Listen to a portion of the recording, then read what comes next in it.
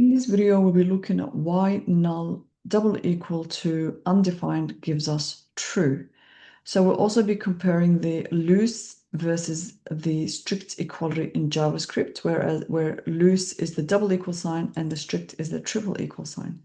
So let's start with the first one, null double equal to undefined. That gives us true.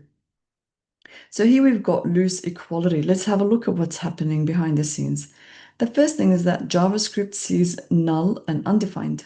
So null and undefined. Then these two values represent no value in JavaScript. And because JavaScript has a special rule that's hard coded into it, that null and undefined are only equal to each other because they both mean no value.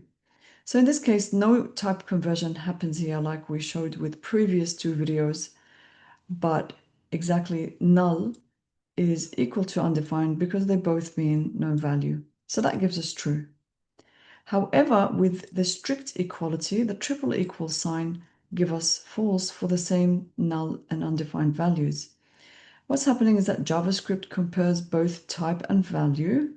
In this case, null and undefined are different types. Here, strict equality has no special rules. So no conversion, no exceptions. The result gives us false. So that's it. I hope this video was helpful to you, and I'll see you in the next one.